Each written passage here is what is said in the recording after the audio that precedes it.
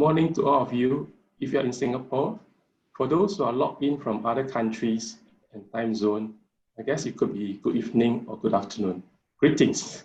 Welcome to this webinar. My name is Chikit Lui. I'm a professor from the National Institute of Education, Nanyang Technological University. I'll be the moderator of this session. This will be the first webinar on our newly launched webinar series called The New Education Normal, organized by the Office of Education Research of NIE.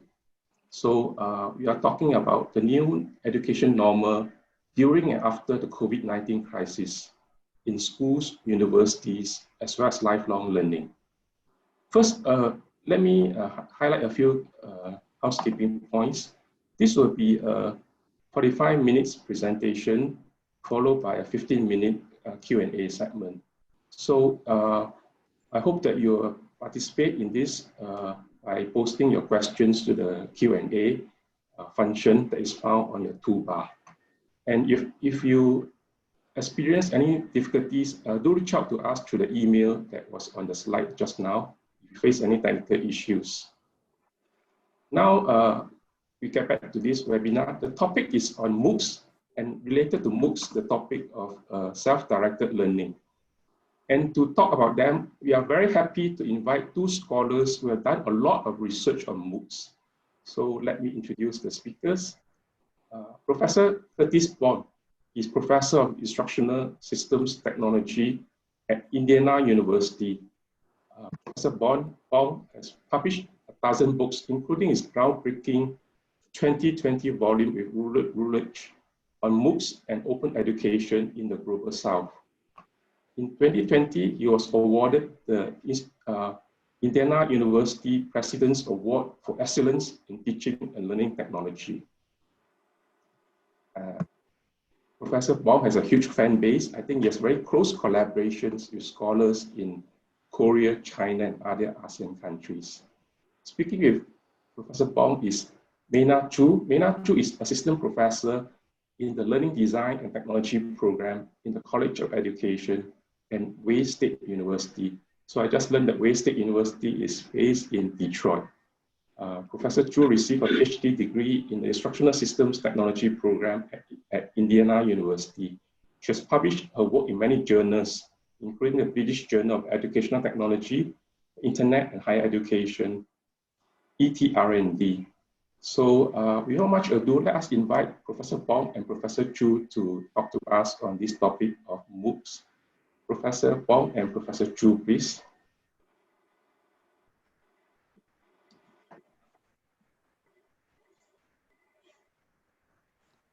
Thank you, Chikit, and thank you, Vivian, and thank you, Joan, and Gina, and Dr. Wong, and Chuli. Everyone's been so helpful.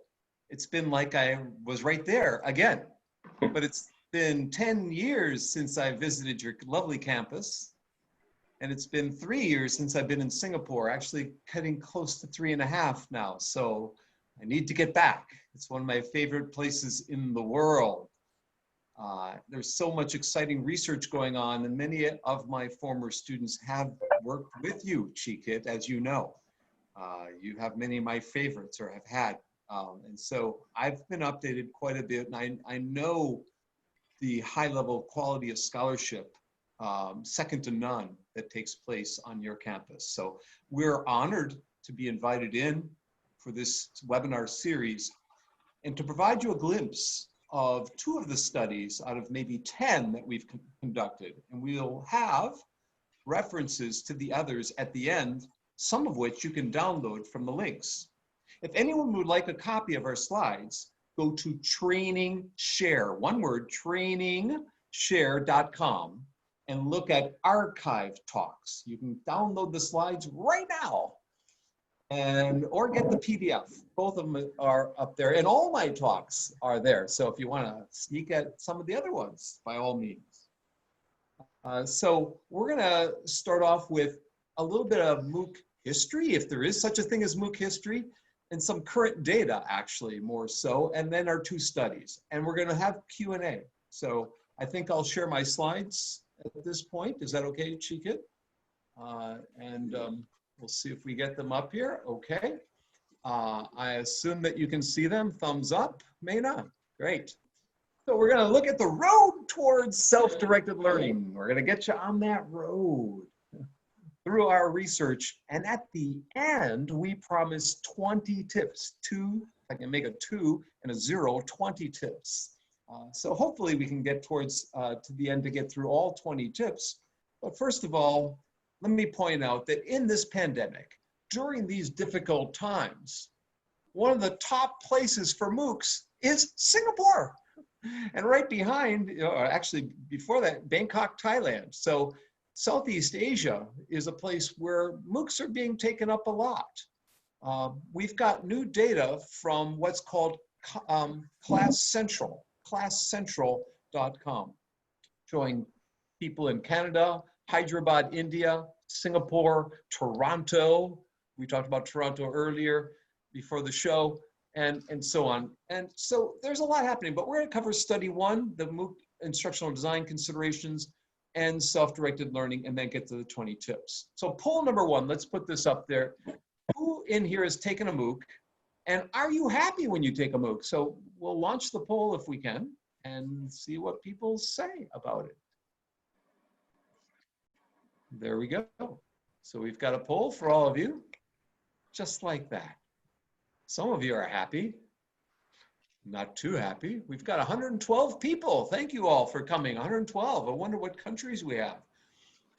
After the poll, if you could put what country you're from and we'll get a sense in the chat window, you might post your country. That would be great. So we've got 30 people in here so far, 33, 61% have taken a MOOC. So over half have taken a MOOC. And over half of you are happy. We gotta be happy. In fact, the #1 MOOC in the world is on being happy. And so great. So we'll end the polling there. We got 63% on each have taken and have been happy when they've taken a MOOC. So we'll go on to the next one here. We're in the midst of not only influx of MOOCs, but online learning, blended learning in general. During the pandemic, we're changing our delivery models and our expectations. We're having a Zoom boom in front of our eyes. And not only Zoom, but Microsoft Teams and Google Meet and other technologies are wrapped around us all the time. Let's look at some data and some trends, will we? My minions are happy. Meina's minions are happy. Are you happy? Yes. Because we're going to be living to 100 years. And if we're going to live to 100 years, we're going to need to take MOOCs. We're going to need online learning. We're going to need blended learning because we're going to be learning all the time. We're in the learning century right now. And that means that to keep up with our friends, we're going to have to be taking MOOCs because this lifelong continuum of a curriculum, 60-year curriculum, my former student, Rovi Brannon at the University of Washington, is talking about a 60-year curriculum, not just 12 years or 16 years, but 60 years with short courses and certificates, nano degrees, and YouTube videos. And when we have that, new data just out 2 weeks ago from Inside Higher Ed shows what's taking off are not the traditional degrees, but are the non-degree programs, the certificate programs. What people need are skills, reskilling. They need the non-degree programs, not the undergrad or master's degree. They're getting certificates from Google to be an IT professional or a cybersecurity professional or something else. Now, my friend, Jim Nagaya here, won an award a year ago in Scotland. I was with him at the PCF9 conference for the Open U of the UK, celebrating 50 years of the Open U. Jimma had taken over 100 MOOCs when he was interviewed by the Chronicle of Higher Ed. When I met him, he had taken 700 MOOCs. The guy is crazy. He passed 300 of them, got certificates for them. We have people taking 100 MOOCs easily. This changed his life. He now migrated from Nigeria to Canada, by the way, Edmonton. So when I brought him into my class to be a guest to talk to my students about what it's like taking 700 MOOCs and being crazy. Now, I've taught a MOOC. I taught a MOOC on how to teach online, the first one for Blackboard, the first one for Indiana University, and I had 4,000 students. Some have 40,000 or 400,000 or 1 million. What's going to happen when more and more people get access to the internet, when the other half of the world gets access? They're going to be seeking MOOCs out, whether it's EDX MOOCs, and you can see the data there in terms of the number of instructors, almost 6,000 instructors, 145 partners, 443 million. 433 million. You wonder how many people's lives have changed. That's what we have to concern ourselves, not dropout rate, but life change. And they're not slowing down. With the pandemic, it's going crazy, people taking MOOCs. You can see the growth rate before the pandemic. This is before the pandemic. People said MOOCs are dead. They're not dead. And go to Class Central for this data, classcentral.com. My friend Dawel Shaw has tons of data. Now, Meina, you want to mention something here? Yeah, so the amount of the MOOCs is increasing during these years. As you can see, there are more than 110 MOOC learners enrolled in 13,000 MOOC courses that was provided by more than 900 universities currently. So it's not a minor thing, is it, Meina? Yeah. This is on the plate of every university, or pretty much. You want to mention something here? So the MOOC providers were primarily like Coursera, edX, and Udacity, and also some like from UK, FutureLearn. And you can see they're offering micro-credentials now to a big degree, and they're offering full degrees, full master's degrees and BAs, degree completion. So it's not just a course anymore. It's a course plus another course plus another to get a degree or certificate or a micro-credential, as we said. And that's what people want. And so how do you help all these people get through? We've been studying instructional design. We've been studying motivation. We've been studying professional development of MOOC instructors. But we've been studying also self-directed learning in MOOCs, and that's what we're going to get to.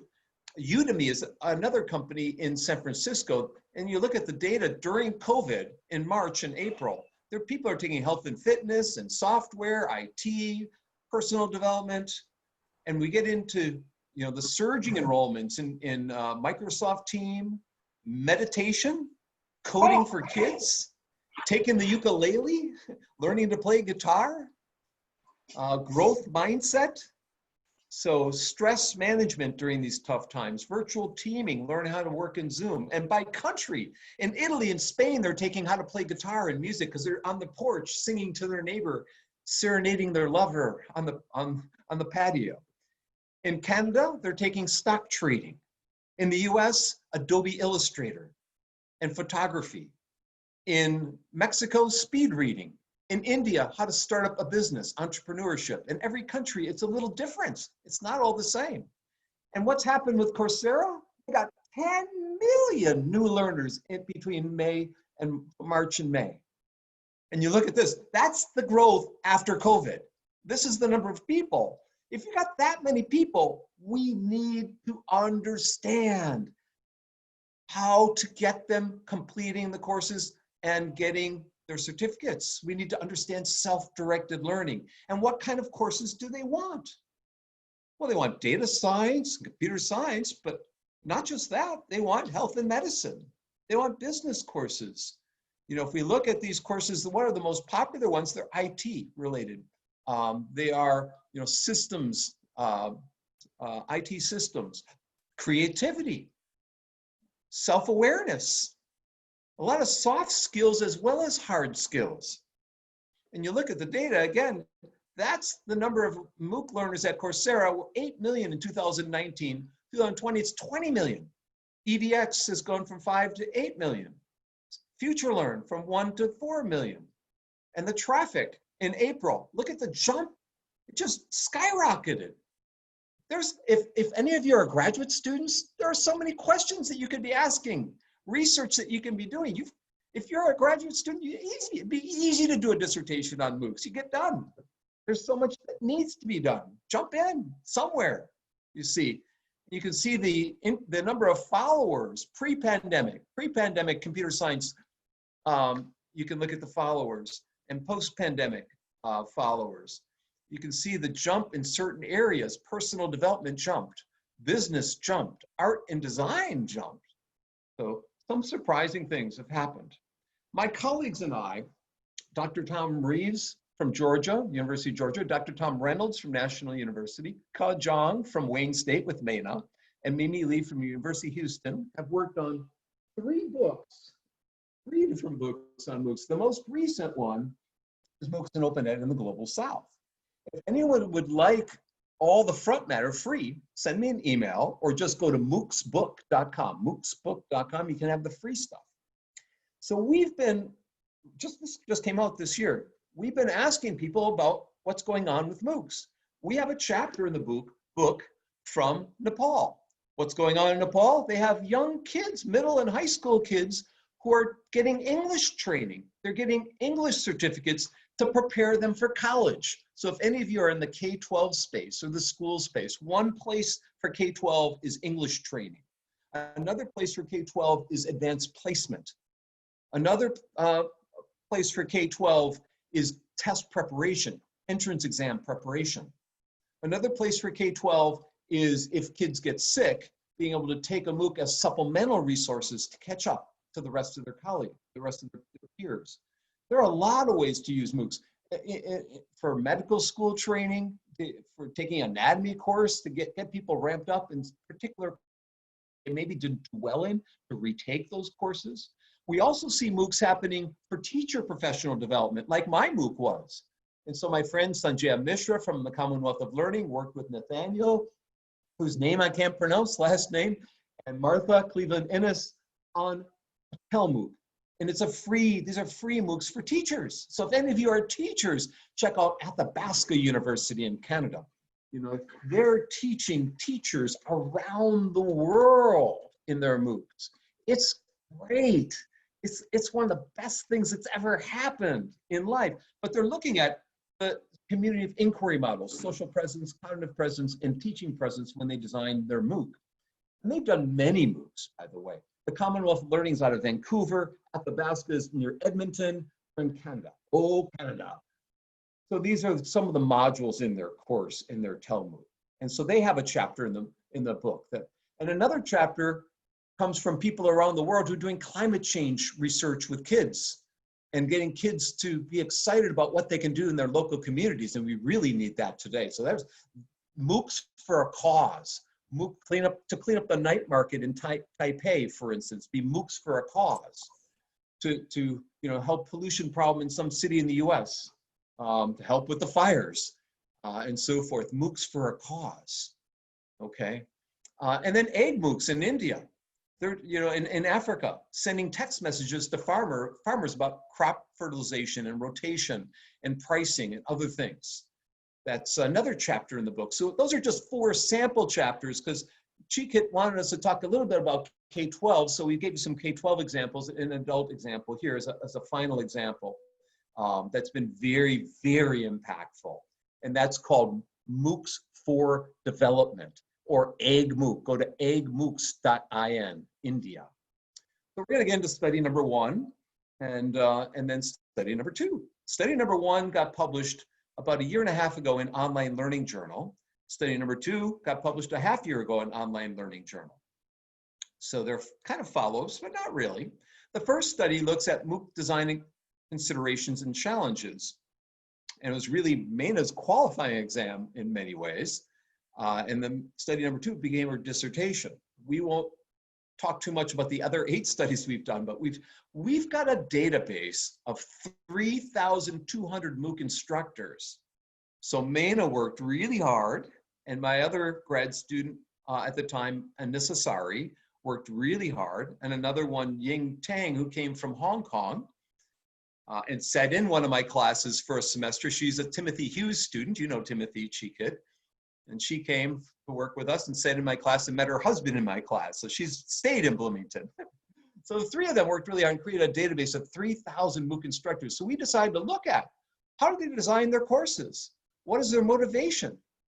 What challenges do they have? And the problem is that few studies have looked at the instructor point of view. So we're looking at the instructor side, because most people look at the student side or the context or the content. So the 5 pillars also relate to the instructor, and it's critical to understanding MOOCs. So we wanted to provide that initial dent with this series of studies that's taking place. What are their challenges? What are the design considerations and challenges of instructors when designing MOOCs? What challenges do they perceive when designing MOOCs? What instructional design challenges do they perceive related to MOOCs? So how do instructors address the challenges? What challenges do they perceive when designing the MOOCs?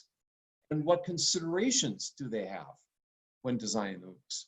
So it's a mixed method study using Cresswell, both quantitative survey research, qualitative interviews, and content analysis. Meina looked under the hood, like looking under the hood of a car, and analyzed all these courses. Well, not thousands, but analyzed a lot of courses. And she's crazy doing all this work. I just said, oh, don't you do some more? Okay. So Meina's going to describe all the work she did here and what we found in this study. Meina, you want to take over? Thank you, Dr. Bonk. So to answer these research questions, we use a sequential mixed method design, as Dr. Bonk mentioned. So we collected both quantitative and qualitative data. Next slide, please. So for the data collection, we use the 3 data collection method. First, we sent out the online survey to the participants, and also we selected 12 interviewees and also reviewed all their MOOC courses.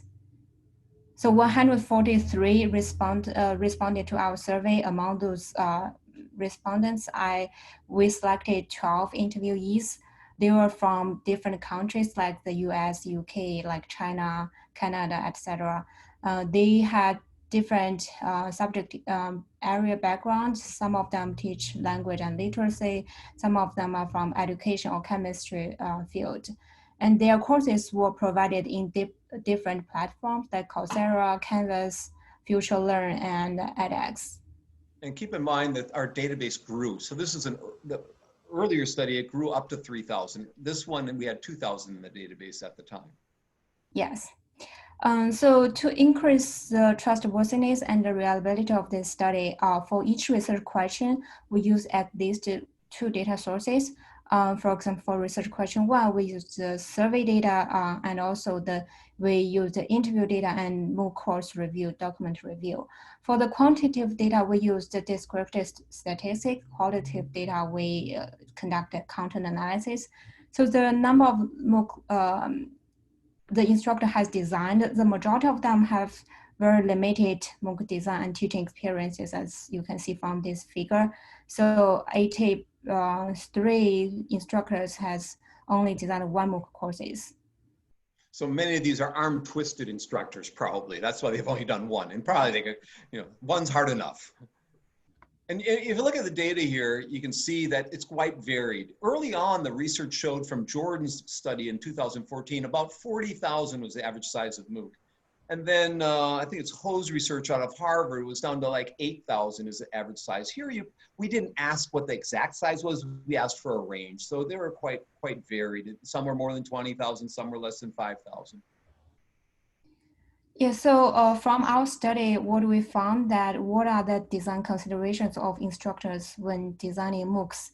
So there are 4 primary design considerations. First is the learning objectives, what they expect learner to learn.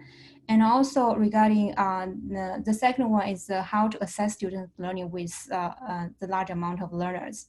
Regarding the logistic part, the MOOC instructors consider the time for designing MOOC courses, and also they consider the pedagogical part, how to engage learners in the MOOC courses. So you can see in this figure, among the 143 instructors, 104 selected the objective of the course, and assessment. However, few of them are really considered about software resources or source or tools for communication. One of the instructors from the US shared with us how he engaged learners in his course. So he said, so each week I would write a message that would be the new welcome page for the week that would say, hey, come to the forum and ask questions about this. And also he tried to get students to feel like I was engaged, the instructor was engaged with them during the videos by asking them questions or telling them to do things during the video. So what challenges do the instructor perceive while designing MOOC courses? The primary challenge was assessment. So how should they assess students' learning in MOOC courses? And also how to engage the large amount of learners. And the third challenge is the logistic part. It's related to how to design the MOOC courses during the limited time. So as you can see in this figure, and so they felt assess students' learning or engage learners were very challenging. However, they didn't think that technology support or tracking students' learning progress were the challenging things for them. So mainly they're getting the university support for the technology side, but what it is, the assessment and the pedagogy is a barrier. The big issues are pedagogy. So if you were trying to find a niche in pedagogy with MOOCs, and then become a consultant helping all these MOOC instructors out. Yeah. So one instructor mentioned the time limitation. So it does take a lot of time to create a MOOC. And then he complained that I did not get a course release when I was doing this, and it was side project at the time. So like my friend Jim and the guy who's crazy, instructors who do a MOOC without course release are crazy. You know, it takes a lot of time. So regarding how they address these challenges, so they explored other MOOC examples and seek help from the platform or colleagues in their institution. And the one Python for everybody is taught by my friend at the University of Minnesota, the University of Michigan, Dr. Chuck Severance, and he has 3 MOOCs that are some of the most popular in the world. He has one on the internet and the history of the internet, Python programming, and MOOCs for everybody, teaching high school teachers how to teach programming. So the survey result indicated like how the MOOC instructors try to address the challenges.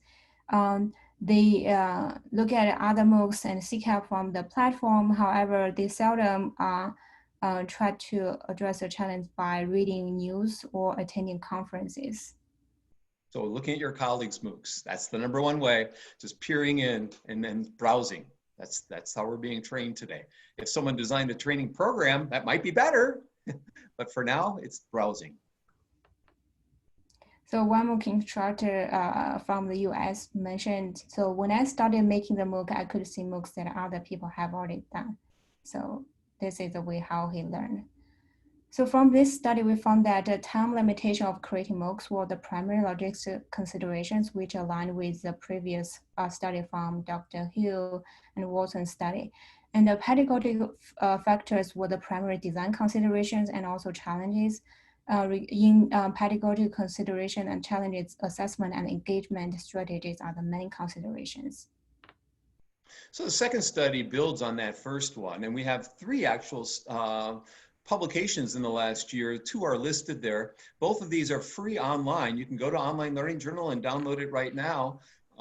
Designing MOOCs to facilitate participant self-monitoring, but also the International Journal of Self-Directed Learning has one. And the third article just came out in the Journal of Learning for Development. All 3 are freely accessible online. And if you can't find them, just email us.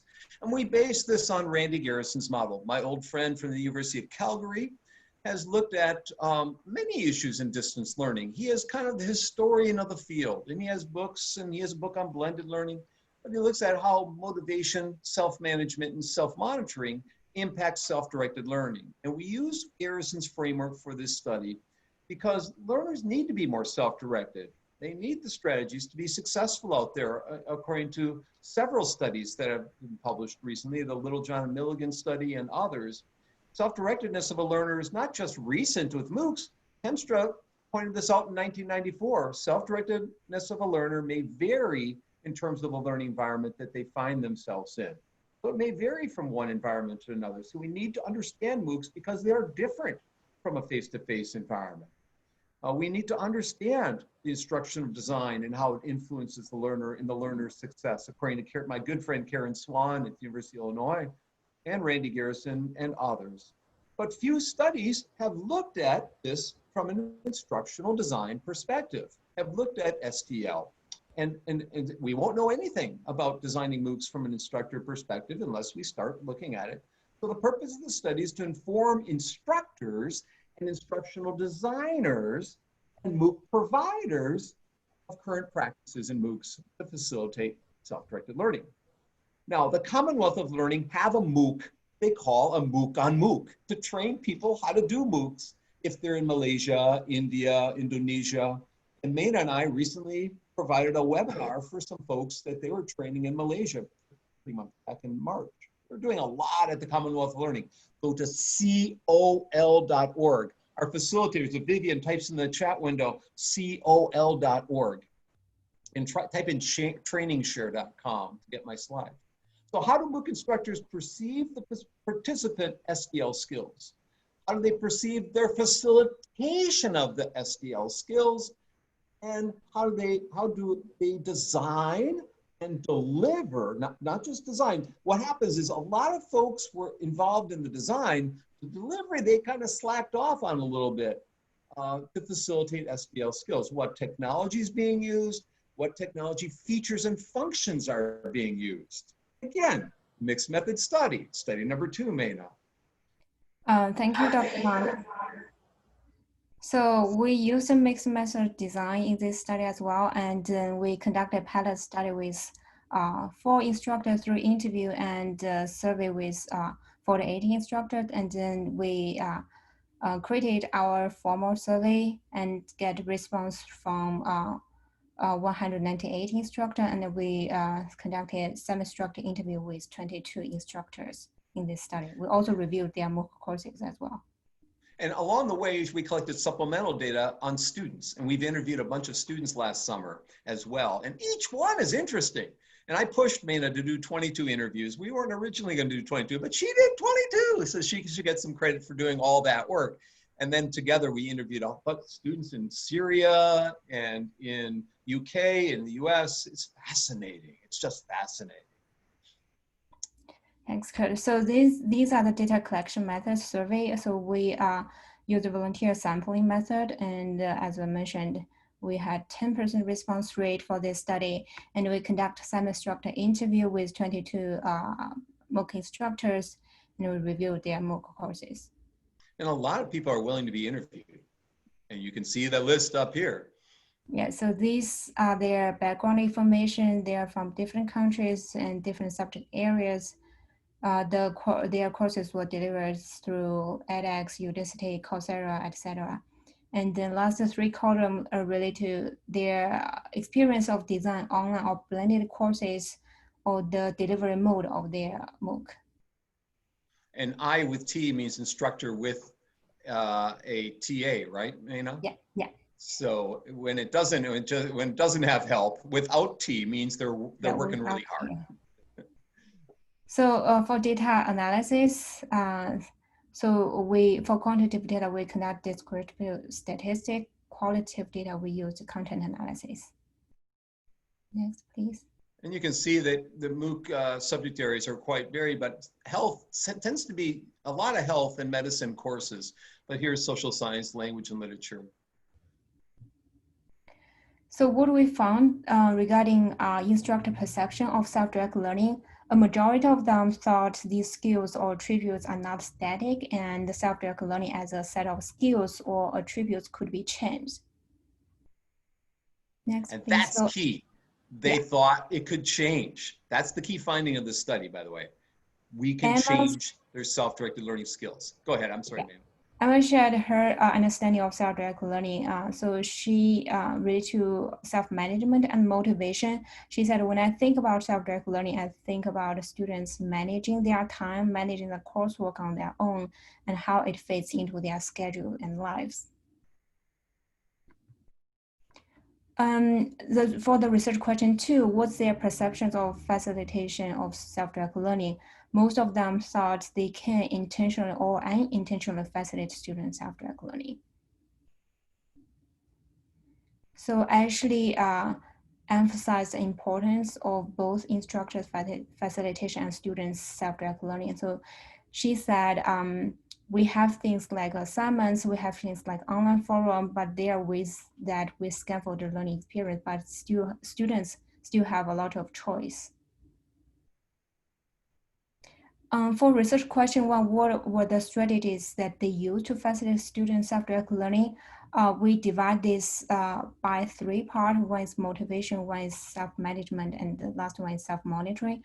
To motivate learners, MOOC instructors help students at the beginning. So they help students identify the learning needs and their learning goals and give them a sense of achievement. To motivate students to stay in the course, MOOC instructors use the interactive instruction, multimedia learning materials, and immediate feedback and created learning community. So one of the instructors from Australia, he shared his experience.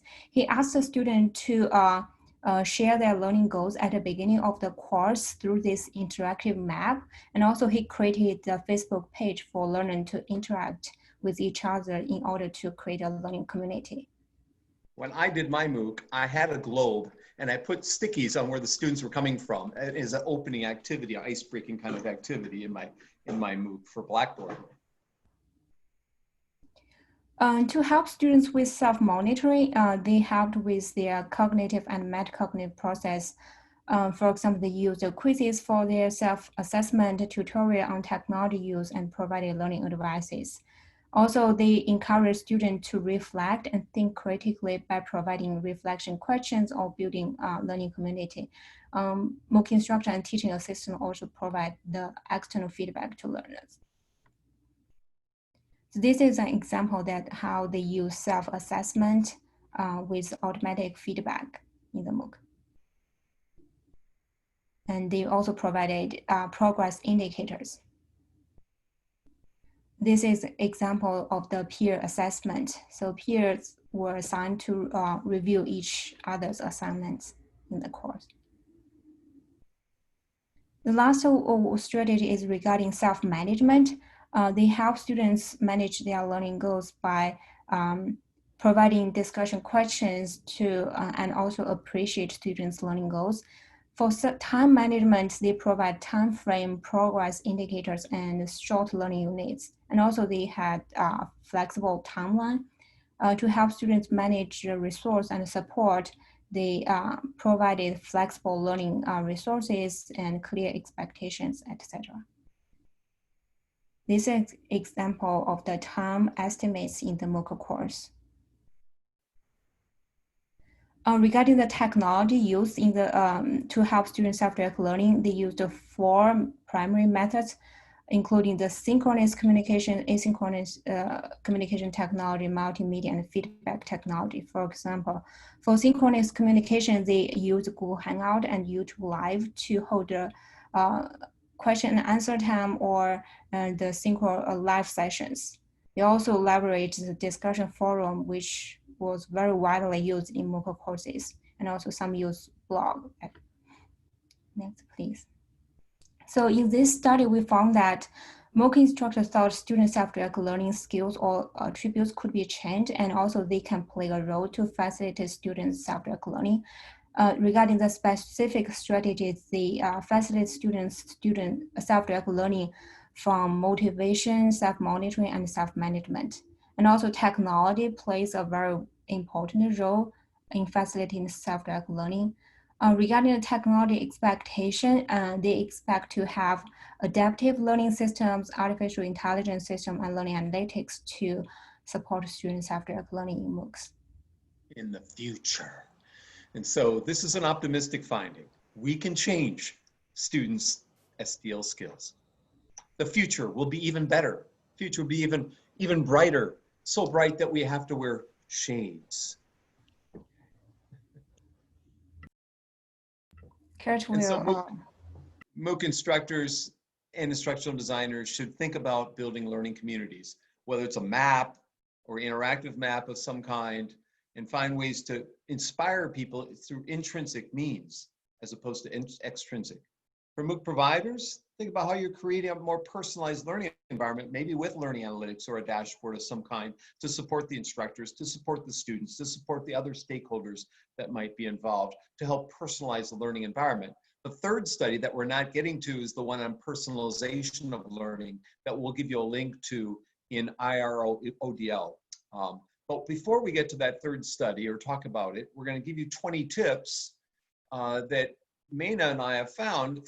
We presented at AERA a year and a half ago in Toronto, and we didn't think these 10 tips here were that important, but everyone came to our poster session, we're looking at them, we're writing them down, and we had to re-explain them. So we probably have to turn this into a paper of some kind, and we've expanded it from 10 tips to 20 tips.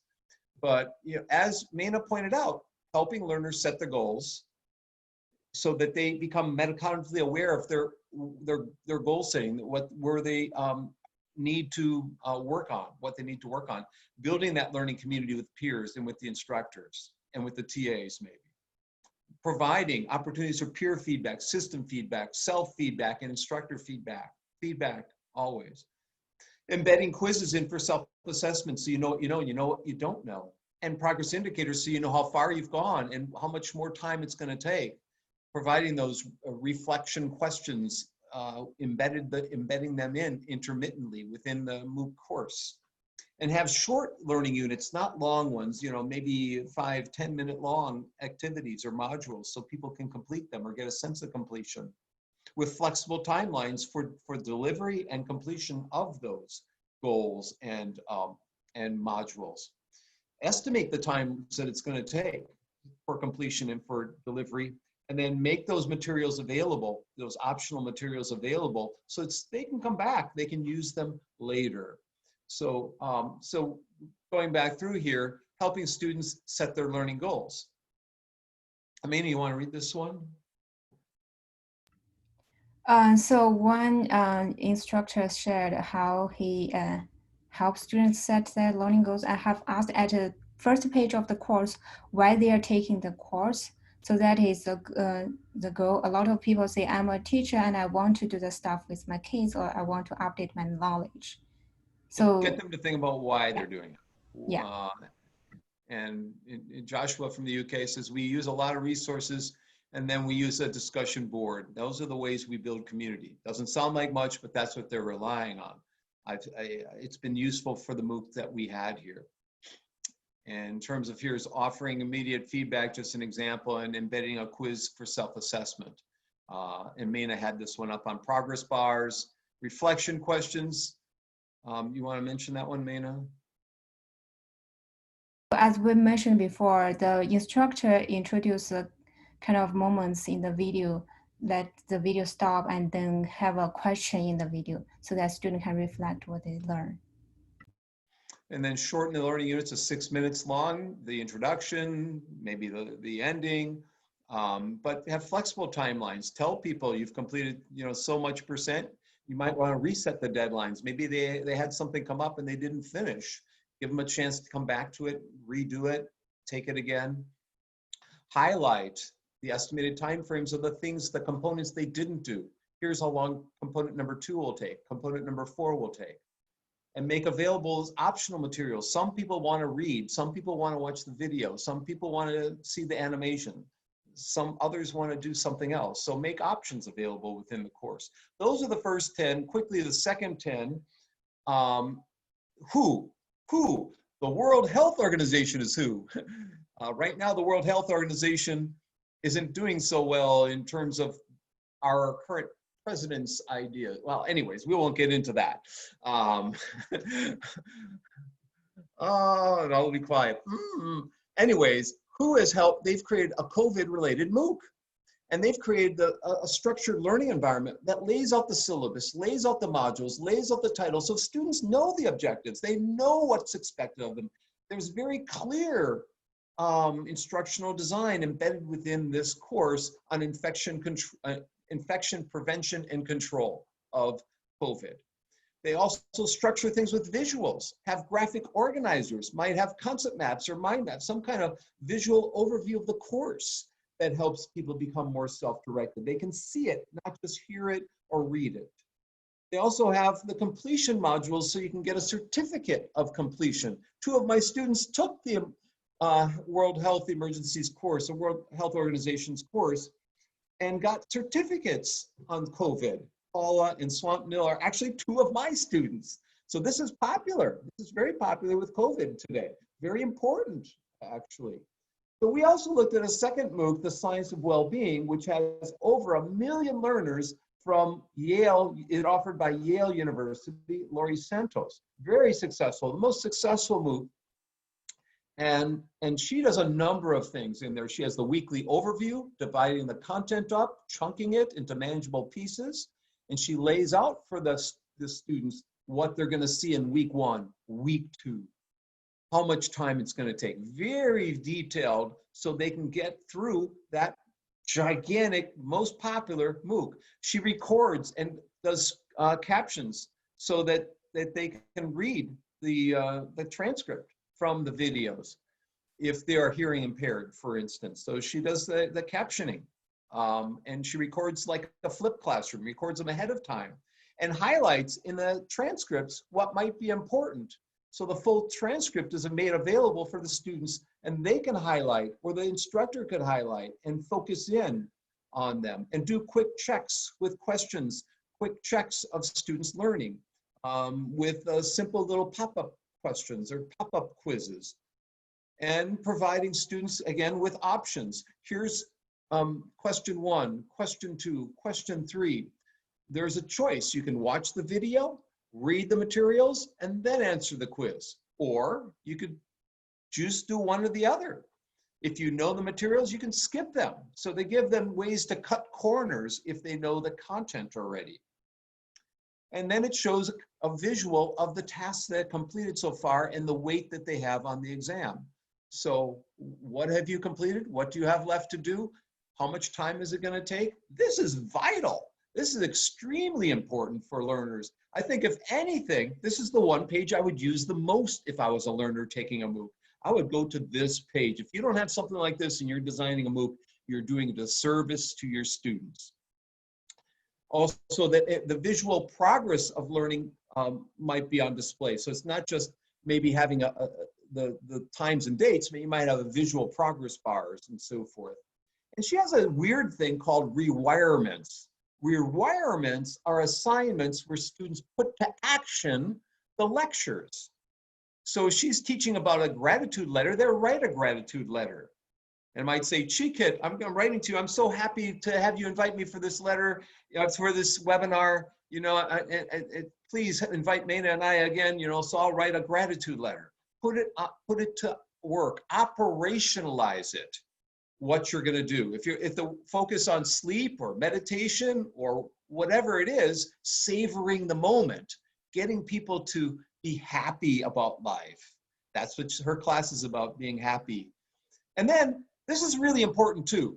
I can't underestimate the power. I had 8 TAs helping in my MOOC, but now people are using students who finished their MOOC as a mentor in the next MOOC, having a community of mentors that can help students and provide support, encouragement, answer their questions, whatever needs that they might have.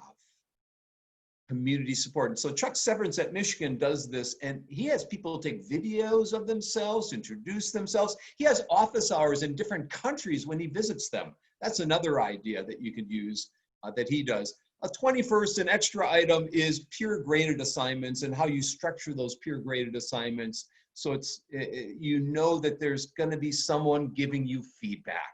It's not all alone. There's others in the course helping guide your learning. So those are the 2021 feedback or self-directed learning tips, if you will. Meina, did you have anything to add? Did I mess up at all anywhere in there?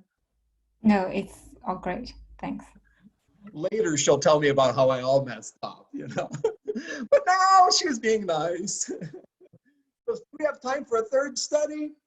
No, we don't. But I'll mention that we have another study that came out right before that study called Pushing Towards a More Personalized MOOC, exploring instructor activities, resources, and technologies for MOOC design and implementation. And my colleagues, all former students of mine, and I did that study. And so you see Meina there, and Mink Young, and Shuya, and Najia, and Anissa. I want to thank them for that study. But not only that, we have 6 other studies. Actually, more than that, but this was all I could fit on a page. 4 of them you could download right now. If you got the slides, click on the link, and you can get any of these for free. If you can't find it, send me a note. Send Meina a note. And we've got more in review right now. So this is a gold mine, studying MOOC instructors. There's, like I said, so many dissertations waiting to happen. If you don't have a dissertation idea, now is the time. And by the way, we forgot about poll number 2. So why don't we put that one up there before we go to the final poll? Can we get that poll up there? Or my email is listed in there. Okay, would you be interested in research on MOOCs investigating instructor side, student side, content instructional design, context and impact? What do you think? Where do you want to go? I'm curious. We've got 122 people here. Now it increased. Yay! And in the chat window, people have been typing what country they're coming from, if you can, in the chat window. And there's a second question. What MOOC-related topic is interesting to you? MOOCs in the Global South, global partnerships, government policies and programs, or the localization of content? So the first one so far, most of you are picking about half. Believe it or not, half, and you don't even know which one. What do you think? Half of you have picked content and instructional design. About 18% student side or context and impact instructor, only 14. And on the Global South question, on the second question, 69% picked localization of content. You want to reveal the results, by the way, so people can see the results? So there you go. That's the results, man. 69%. There's a need there. Localization of content. Government policies and programs. Government global part. MOOCs in Global South, not so much. 1%. So I guess you don't want my book. Only 1% of you. I'll have to write another book about localization of content. Thank you for giving me something to do. Okay, can we get the final poll up there? We'll have to. We got poll number 3. Do we have? There we go. So did you get an idea for possible MOOC related research during this talk? Number 1, yes, many ideas. Number 2, well, 1 idea. Number 3, fuzzy idea. Number 4, I'm still thinking. And number 5, no, my brain is not working. I skipped number 6, Dr. Bonk, you're stupid, because I didn't want too many people picking number 6. Okay, so what do we have so far? We have a heck of a lot of people who are fuzzy people. A lot of fuzzy people. 35% of you are fuzzy. 19% said no, about 20%, I'm thinking. 19% said yes, many ideas popping in my head, pop, pop, pop. And 1 idea is 17%. You want to show the results? About 5%, 6% brains not working. Okay, so we can clear those away and we go to Q&A now. Maybe I stop sharing my slides, I think. Yeah, right? so we have very interesting questions come in from the Q&A, and let me pick some questions and post it to Kurt and Meina. So, okay, we start with this question. The second question on the chat window, what's the research data up to now for comparison between effectiveness of learning between MOOCs and face-to-face? How does it relate to different age groups, cognitive ability, and how does it relate to subjects like sciences versus the humanities versus languages versus math? Yeah, so very. Well, it's 6 dissertations in there, at least, but I think I give Meina the first shot. Meina?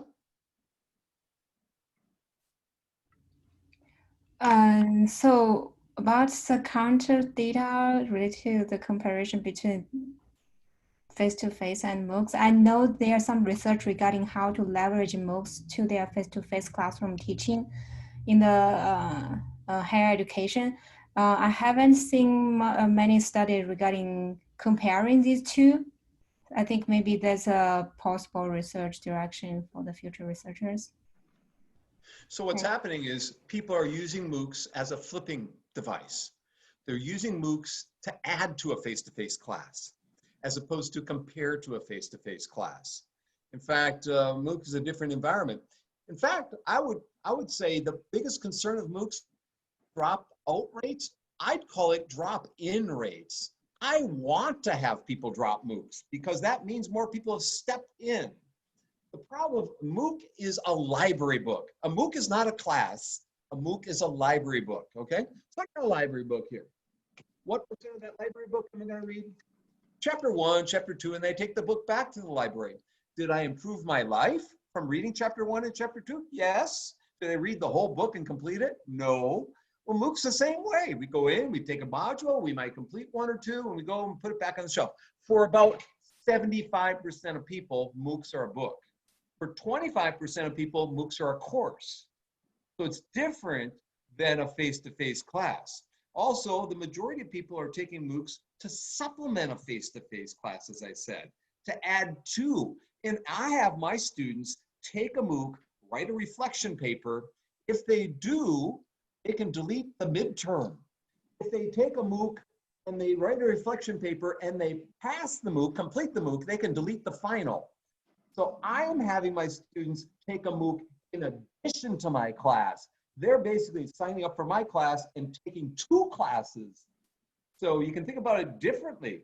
Think about a MOOC as an add-on, adding or supplementing the knowledge, not as a comparison to, or is it better than? Now, in some cases, when it's a master's degree or when it's complete, for some people get course credit for it, well, then you take an exam and pass that exam to get the course credit or to pass your master's. There's different reasons to take a MOOC and browse. Some people just browse to get a new occupation, get a new hobby or start a new hobby, see if they're interested in an area. If they take a MOOC and I'm interested, maybe I go to Harvard and I major in this, or I go to NIE and I major in it. So I would stop worrying about comparing and start thinking about adding.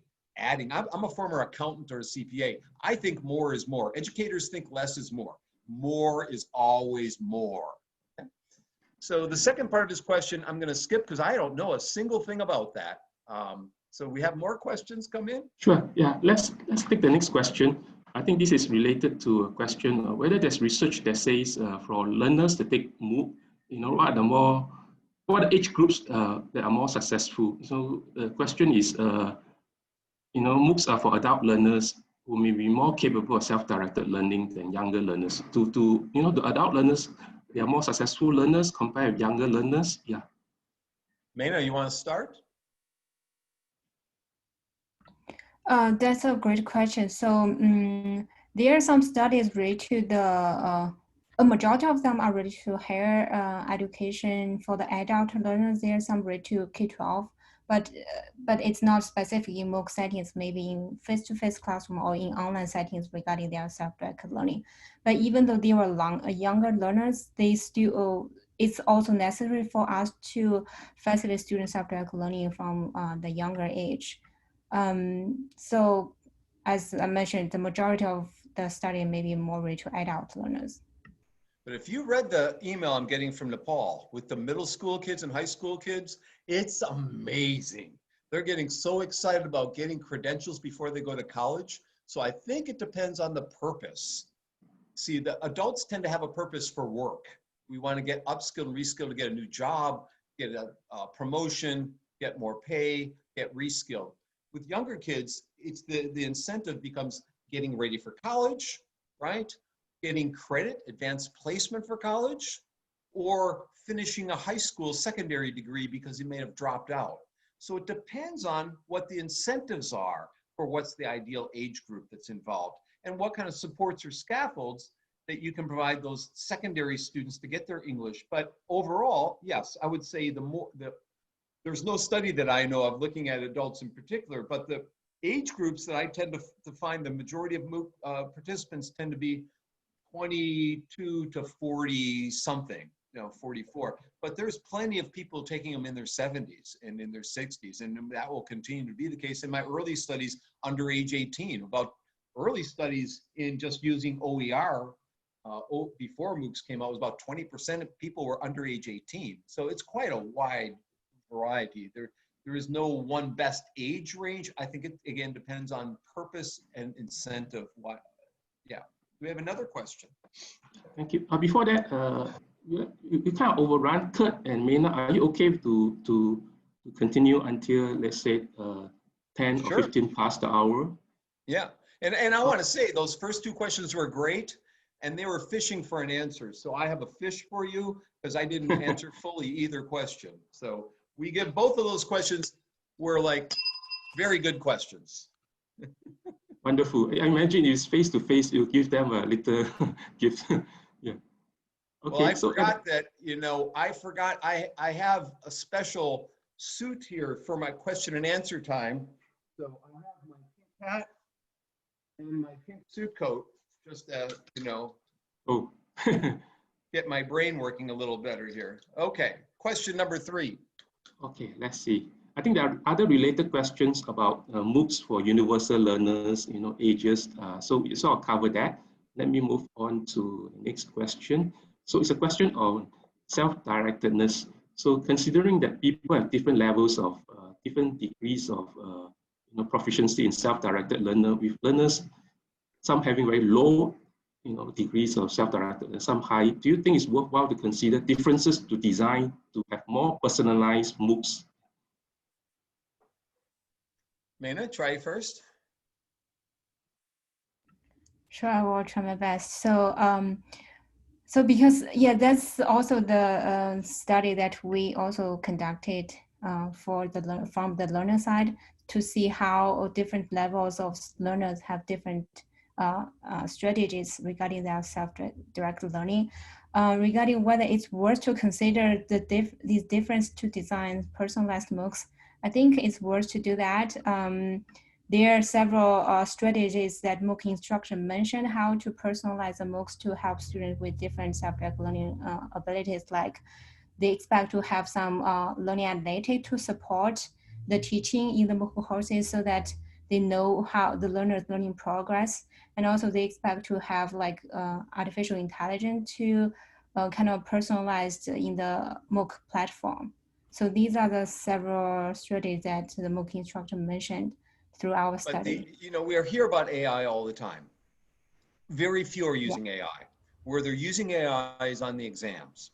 They are not using automated feedback. They are not using like counseling, AI counseling. They are not giving student reminders or hints or prompting them to get back in the course if they're not hearing from them for a while. There's a lot of different AI things that we hear about in the literature that can be done, that Georgia Tech is using. They have the little intelligent agents. But to be honest, the only answer that in terms of AI that they gave that got significant numbers was AI-based assessments or AI within their assessments. But anything else was not being done. It was wishful thinking at this point. Oh, that study was done 3 years ago, though. That came out in 2018. That might be different in 2020, but I don't think so. I have not seen that all that much. So the personalization of MOOCs, when we talk to the instructor, they try using the student's name. That's one thing. They try referring to the students by country. That's another thing. They might personalize things a little bit. They might try and create different kinds of content based on the students' needs that they're hearing. Especially if they taught the course more than once, they taught it 2 or 3 times, they might start creating content resources that were for the things that students the first time around. But personalization is hard in a MOOC of 4,000 or 40,000 people. And at this point, we haven't seen a lot, but our paper is available. You can download it for free. It is a concern. it is something people want to address, that's for sure. We have another question. Yeah, I think this, I'd like to pose the next question on assessment. You know, how do you do assessment in MOOCs? So there's an impression that you use a lot of peer grading, you know, peer feedback on assignments. So do students welcome, you know, peers grading, looking at their work, the reliability of such assessment, the effectiveness of peer grading? So please. Meina, between all the studies that we've done, you must have interviewed about 60 different instructors. What are the instructors saying about assessment? What kind of things are they saying? About peer grading, I think peer grading is very widely used in MOOC courses. Kind of this is one of the way that they have to use maybe in the MOOC courses if they don't have the automatically. So they can provide automatic feedback for the multiple choice question, but for some more open-ended questions, they prefer to use peer grading. I think I have read several papers regarding using peer assessment in the MOOC courses. There are some concerns from the learner side, also from the instructors about, like, as you mentioned, the reliability of the assessment. Some students, they complain that if you rely the grades from your peers, they feel it's unfair because some of the peers, maybe they have the limited knowledge. They couldn't just give you grades very fairly. But they appreciate that if they only use the peer grading for peer feedback, like peer can give you some feedback, but they don't necessarily give you grades. And then they value more instructors grading rather than peers from some of the studies that I read. Yeah, I would say that if you're not MIT, if you're not Stanford, you tend not to use the system or computer-based feedback. You tend to rely on peer-based feedback mechanisms and methods. And there are a number of studies out there on the effectiveness of peer-based grading that you can read. You can just type in Google search peer-based grading and get the assessment. There are pros and cons, and there are probably more pros than cons in reading through the literature in terms of peer feedback, for the numbers, for getting feedback. Do you have any other questions? Sure. Yeah, I think you have time for one last question. Let me ask the last question. So I think this is a question relevant to NIE or NTU professors. It's a practice question on how to convert an existing course or component of a course to an online course or MOOC course. So existing course will have live sessions where the instructors teach in a classroom or could teach live in the Zoom session, and the course materials posted on some LMS like a blackboard, and then there's some discussion forum. Whereas a MOOC course is fully online. So you talk about micro-credentials, the issue of how to convert part of the existing course onto an online component where it might lead to some micro-credentials. So what are some of the considerations or design principles for doing this conversion? And what does some of the MOOC research tell us about this process of converting to online components or to a fully online course? Meina, you want to try this? Regarding the micro-credential courses, I think because some of the micro-credential courses, MOOCs, they require you to register and pay for that. In our study, we didn't specifically interview instructor who are in that kind of program, that kind of courses. How they move that to the MOOC courses, I know some instructors, they do hold the synchronous sessions, like office hours or question and answer time for the learners.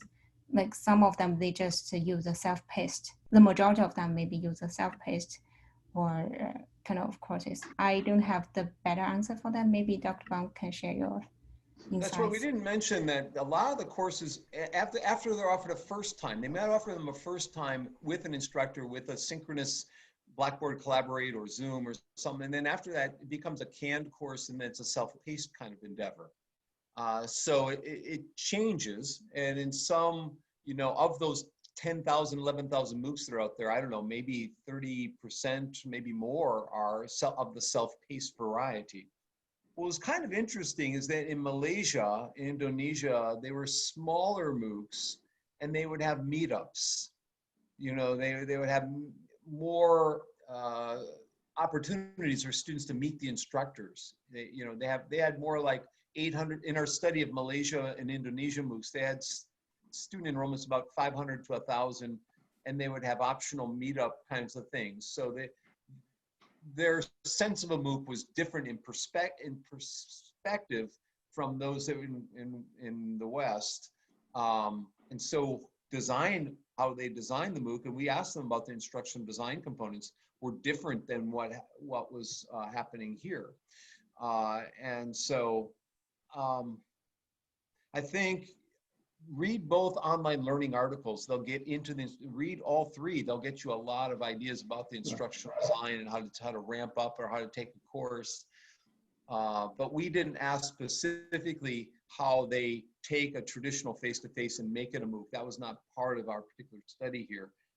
We were looking more at the self-directed learning components and so forth. But that being said, a lot of people had instructional design support. They had a support team. So that's very important, having a support team. A lot of them were volunteers, twisted arm. They were volunteers because they had support from the university of the instructional design staff.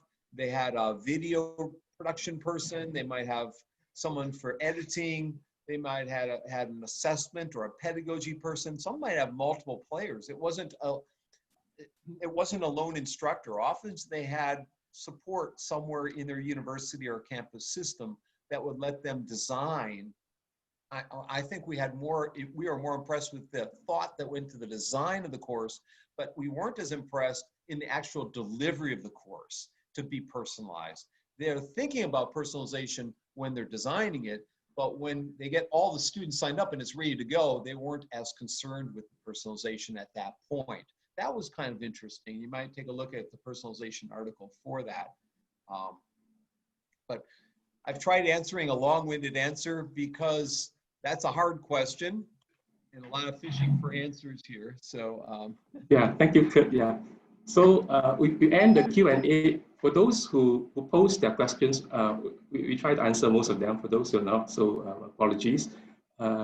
So let me close. I think if we do kind of pre-test before the webinar and post-test, so despite participants saying they're still a bit fuzzy, some of them, I think you will increase your awareness of research in MOOCs and some of the interesting findings. So Kurt and Meina share with us that some of these useful findings, for example, that instructors believe that SDL, self-directed learning, can be changed and they can do instructional strategies to promote self-directed learning. I think Kurt and Meina have shared with us 20 of those strategies. So it's useful for us to, to look them out. And I really appreciative to Kurt and Meina. I think, let us be reminded that they are spending Thursday evening, 12 hours away to talk to us. So thank you very much, Kurt and Meina, for sharing with us all the interesting findings about MOOCs. Yeah. We've enjoyed being here. And what you forgot to say, to design self-directed learning to change the world. We hope, or a small piece of the world, just a small little piece, but we're all hoping to make our mark. And all the audience here, find your niche, find your place. If we didn't answer a question appropriately, it probably means the research needs to be done. You should take that as an opportunity to do your research, find your niche. So I want to thank Chikit and everyone there in the support team, as I mentioned earlier, Joan and Vivian and Jean and so forth, but thank Meina. Big round of applause for Meina coming here in COVID environment in Detroit. So Meina, thank you for joining me tonight. Thank you, everybody. Thank Meina, you all. final word? Yeah, Thank you all. Kurt, it's a great Meina. honor for me to be here. Yeah. Our pleasure, yeah. So, we end our webinar here, but before that, don't log off. We ask you to do two simple things. Next, we ask you to do a feedback on this webinar so that we can have feedback and improve our next webinars. So do scan QR code and do this feedback. Yeah, and remember our emails. Send us an email, trainingshare.com for the slides. And you've got our emails, we're up there earlier, so they're at the end of our slides. So Thank you, Gina, Elizabeth, and everyone else, Peter, and everyone else who's in the chat window here.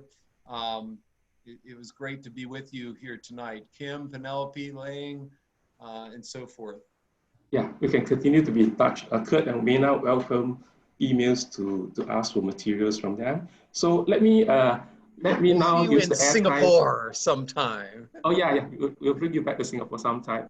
Let me now promote the next webinar. I hope that you are excited about this webinar to continue to look at what is being offered the next webinar. So the next webinar will be on the 2nd of October afternoon, and it will be a dialogue, a panel session on learning technologies in schools amid and beyond the pandemic. So it'll be panelists will be Kenneth Lim, Wu Long Kai, and Wang Long Xiang from the Office of Education Research, NIE and NTU.